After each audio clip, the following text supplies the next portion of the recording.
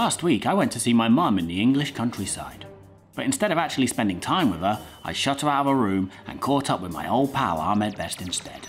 Now, as you might know, he's started a YouTube channel where he's posting these amazingly open and honest and raw field note videos which are building up to a one-man show all about his Star Wars experience. So we spoke about that, his plans for the show in general, Kelly Marie Tran as well, and it went something like this. Ahmed Best, welcome to my mum's house. Nice. I feel like we've moved up a level in our little bromance here. You're meeting the parents. It's definitely a comfort level that's been achieved, especially with the pug on the lap. Yeah, you've met Nelly. Nobody gets to meet Nelly. You've really got privileges. So yeah, last time we spoke, you were writing a book, or you were going to? I said it was the last time we spoke. Actually, the last time we spoke was in the real world for the first time, just 3 weeks ago in LA. I had to fly all the way out to LA just to verify that you actually have legs. I've only seen you as this Skype, figure. The bust, from the bust angle. I do have legs, and they're luxurious. They were. I was satisfied, and I got back on that plane to London a happy man.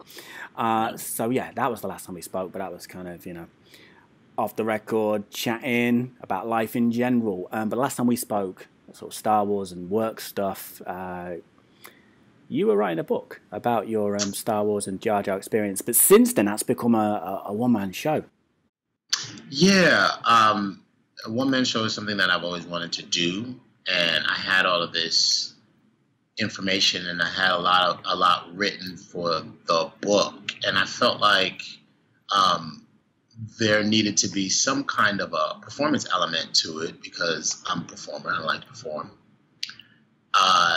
And so I started really just thinking about it and writing it. And, it's one of those things where you don't really think people will be interested in it.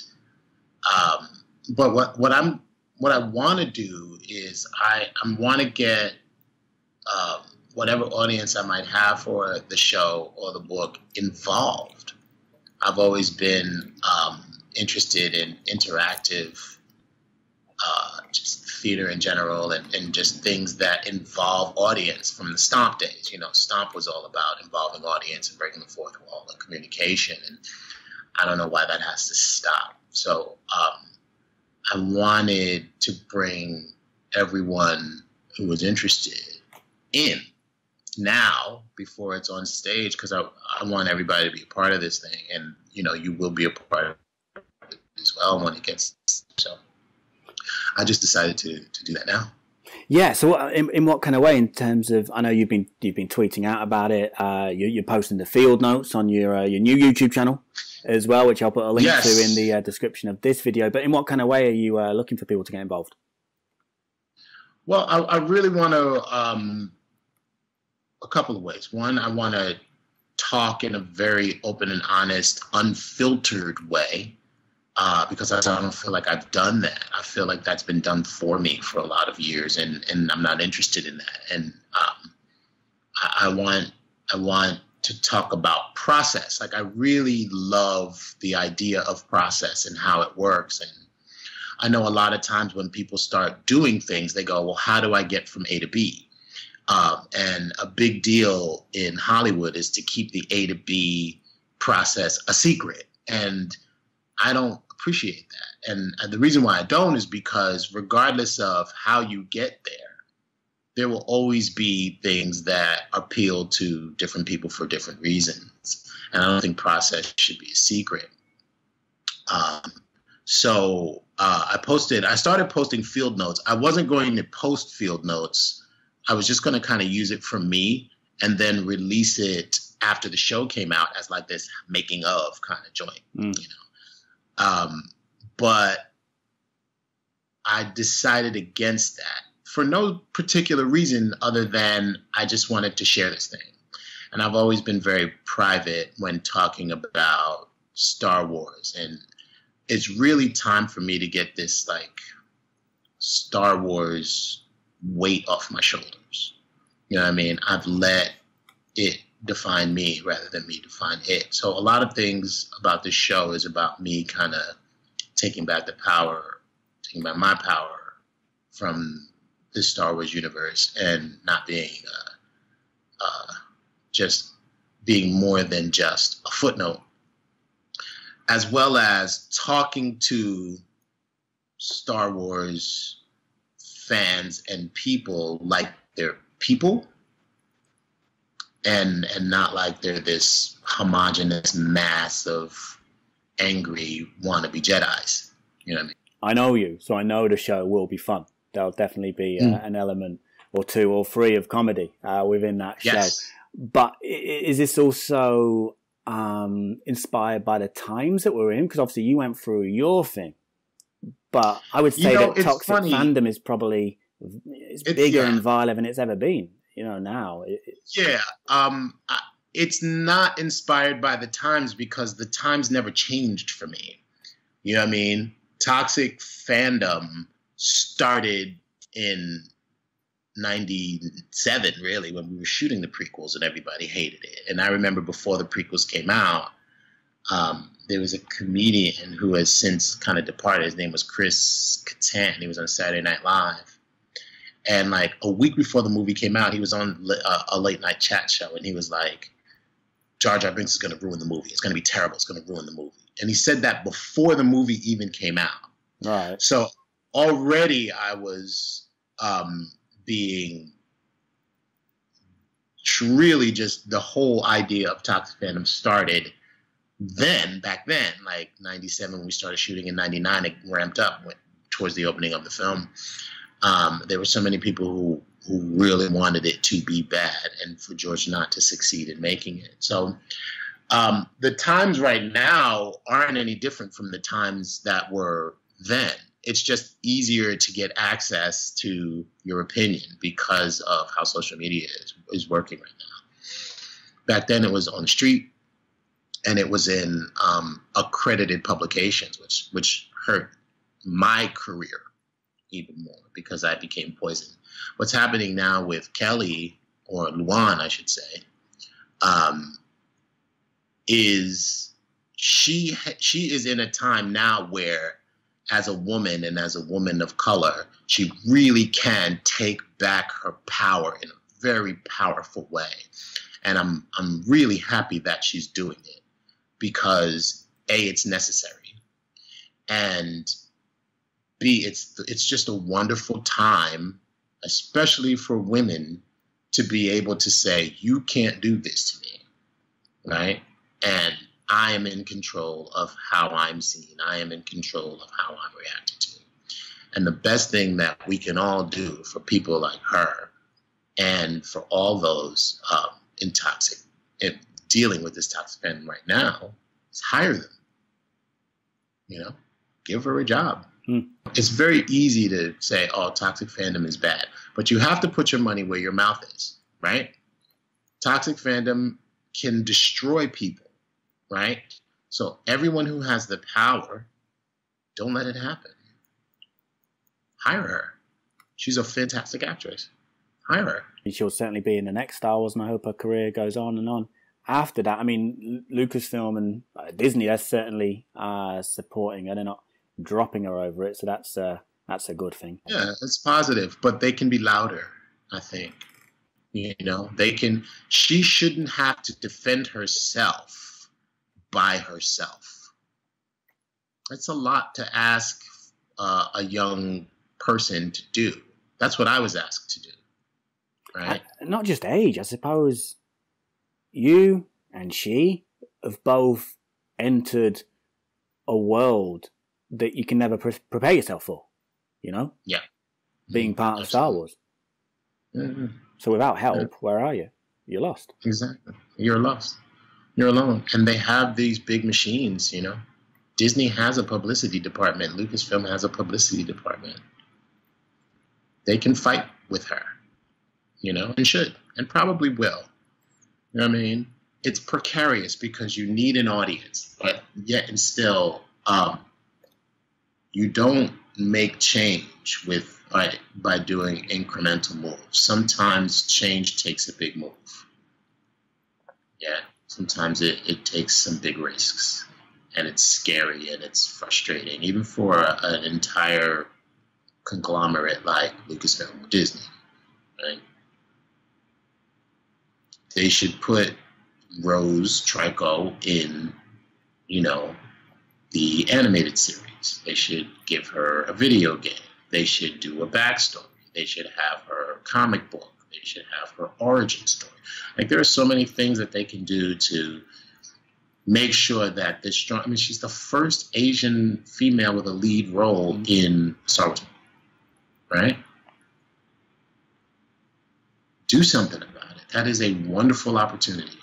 Yeah, I hope they do, and I think they will. I think they will. There's so much scope now with all of the expanded universe with the comics, like you said, and the cartoons as well. There's so much scope. So hopefully they use those platforms. But with yourself and with the YouTube channel, which is it's you're a vlogger now, kind of, aren't you? And it's a journey towards this this one man show, and I've known you for a couple of years now, and we've spoken obviously about Star Wars, about what you went through, but you're even, I'm not taking this personally, by the way, but you're even more open than you've ever been with me, in these, the tweet you put out, of course, and also in these field notes, videos. How difficult has it been to sort of, not just go through these thoughts again, but also to sort of pour them out and onto video as well? Yeah, it's terrifying. It's terrifying, and it scares me every time. And I think as an artist, you have to do that. You have to go there. You have to be willing to be 100% honest. And that's all I'm really doing. I'm just being honest with myself. And, I think honesty is the thing that's going to make whatever I do something worth doing. So it's scary. I'm generally a private person, so I don't really like to talk, especially with Star Wars. I don't like to talk about it at all. But there's a bit of a catharsis going on with this thing, and I think we're in a wonderful time where real-time process can be captured in all its shapes and sizes and all its forms. And I have an experience that no one else on this planet has ever had. So I think sharing that experience not only helps me figure these things out and gets through it, but I'm hoping to reach people in an audience that would want to hear it, and it would help them in a way. You know what I mean? If I can be honest about wanting to jump off a bridge, or how I was the first and last Black man to do this type of work as a main character in a major motion picture. That stuff needs to be said, and it needs to be said in a way. I when I did that on the field notes, when I said that I was the first and the last Black man to do this kind of thing, I got a lot of people going, "What? Really? Huh?" I had no idea. And that's the problem. The problem is you don't have any idea. You don't have any idea. And the fact that movies in general ran away from having Black actors do this kind of work because of the backlash that happened to me, that's something that needs to be examined, something that needs to be talked about. And frankly, it's something that needs to be changed. And more people have listened to that, related to that than not, and I think it's a very interesting thing to talk about. So that's definitely going to be part of the process and part of the show in some kind of way. Yeah, no, it's important. It's an important subject matter. I believe that, and like I said before, I know you're going to deliver it in an entertaining way, and I can't wait to see how you do that. But people should go over to your YouTube channel and check it out. We're on to 3 videos now of field notes. Yeah, I'm doing my best to do one a week.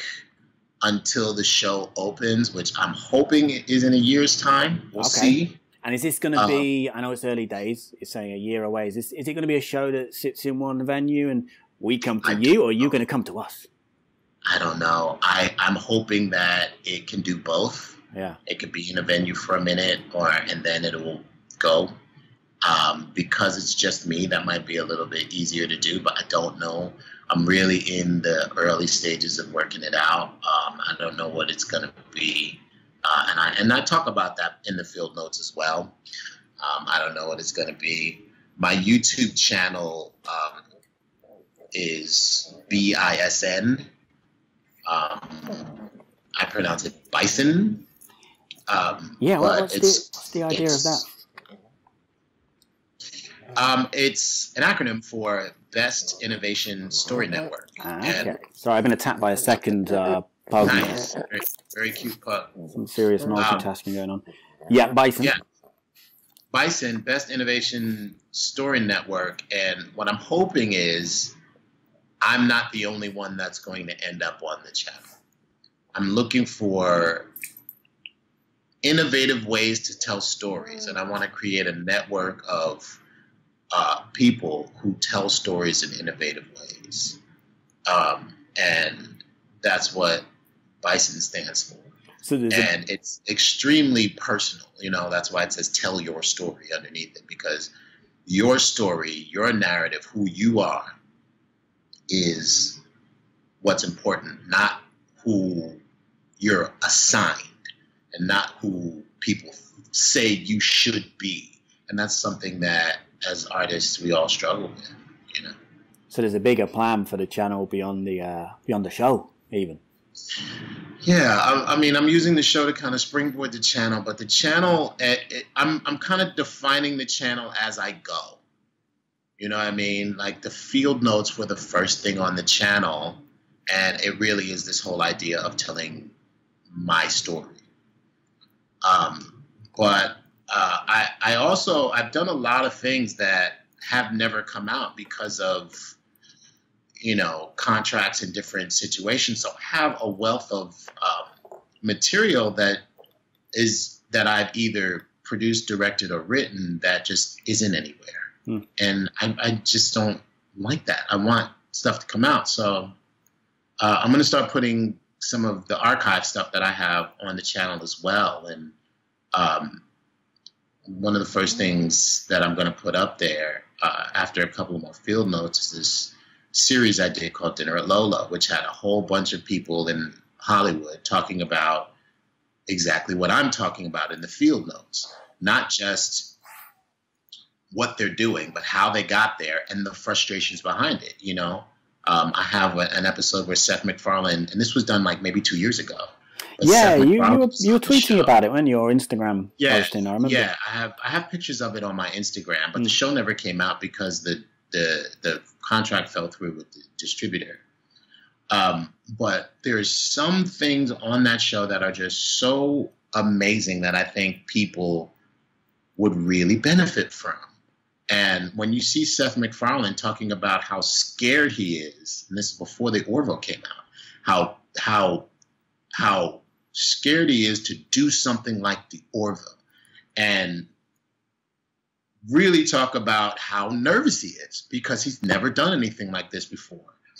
You really recognize the fact that we're all out here trying to be something, regardless of how much money you have, how much exposure you have, how much people put on, you are the great Seth MacFarlane. He's just like, I still want to do a good job. And I'm still nervous about this thing. And people are telling me it's not going to succeed, And, before the Orville came out, everybody was like, it's not going to work. It's not going to. And now they're on their second season. So, to see Lena Waithe on the show talk about where she wants to go and how Sundance was the way she broke and how Dear White People really changed the game for her. And this was before, her show, The Shy, or anything. Like, all of these people are on the show talking about the trials of being who we want to be. So I'm going to put that out on the Bison channel, and along with continuing to do the field notes. And I'm going to go out and I'm going to start looking for stories like that because, you know, the Netflix and the Hulus and the Amazons, they're still being controlled by the same gatekeepers that Hollywood puts in, you know? Even YouTube Red. Everyone still has this idea of how these things are supposed to go, and that idea hasn't changed for 100 years. And I think differently. So I think the people who are doing that type of work, that different type of work, I would love to be the platform for that. And that's the great thing about YouTube, you know. If you've got an idea and it's not going to bankrupt you, do it. Totally. What's stopping you? Get it you? out there. Right. That's why the 500 or so subscribers I have, they are just gold to me, you know, because that's 500 people that are watching what I have to say. It could be 0 people, you know. It could be me going pitching and going, man, I think people will. I don't need to do that with this platform. I can just put out what I want to put out. And those 500 people, that's a success. That's a victory for me. You know, every person that subscribes is a victory for me. And I appreciate that. And I like the, you know, just the idea that your content's immortal as well. You know, DVDs will go, VHSs won't. Whatever comes after DVDs, I don't know, they'll go. But assuming YouTube doesn't go anywhere, and being a child of Google, I doubt it ever will. You know, it's there. Yeah. It's there for generations to discover, isn't it? Yeah. And there has to be a way our, you know, voice to people with similar voices, you know. I don't believe your personal tribe looks like you. I think your tribe is the tribe that will gravitate to your ideas. And what I'd like to do, and what I'm trying to do with the field notes and with the Bison channel, is really find those people who like these ideas. You know, and once that happens, once I find that tribe of idea entrepreneurs, we can start to make a change.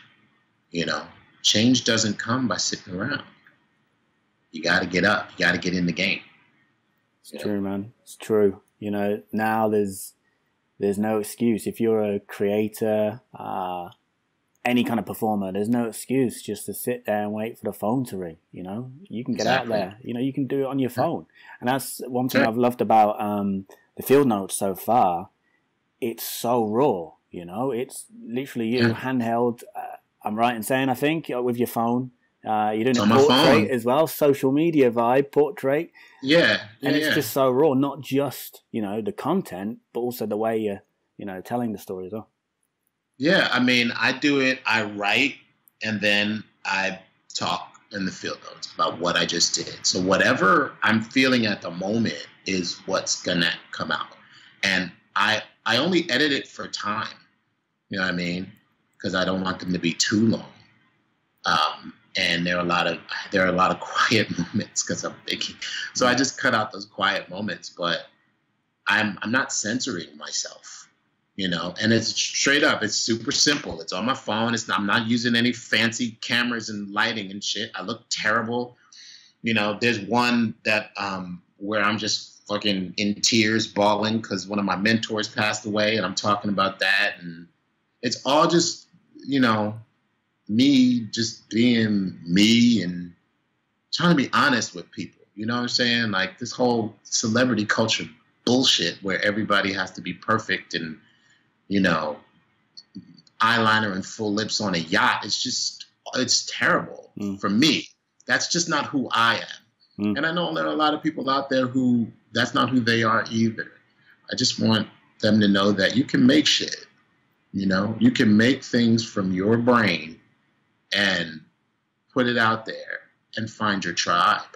You don't have to do trap music and you don't have to be named Kardashian to do this. Yeah, no, there's certainly no Instagram filter on these videos. aesthetically and in terms of the subject matter and what you're saying is so open and it's ugly. And raw. No, but in a beautiful way. You know, I can see the beauty in its ugliness. And also, they've made me actually stop, occasionally even sit down and consume them. Because, you know, half the things, 75% of the things actually that I watch on my phone, I'm doing on the move whilst I'm doing something else. You know, but with these, I've had to actually stop. You know? Well, I appreciate that, man. I really thank you for that. And I really want everyone who watches these field notes to come on this journey with me. You know, and it's not going to be a journey that's smooth, and it's not going to be a journey that's polished, and that might even be through the show. You know what I mean? That might even be through the show. The show's not going to be smooth. It may not be polished. I don't know. But it's going to be me, and it's going to be honest, and it's going to be my ideas at the end of the day. So if you're cool with that, if you're cool with jumping on, you know, a ship and not necessarily 100% about the destination, come on board. You know, we'll be explorers together. Yeah, well, it really is a one-man show in the truest sense of the words, because you could even do the music for it yourself. Yeah. I'm thinking about a music element to it, and there's a lot to it, but I'm figuring it out.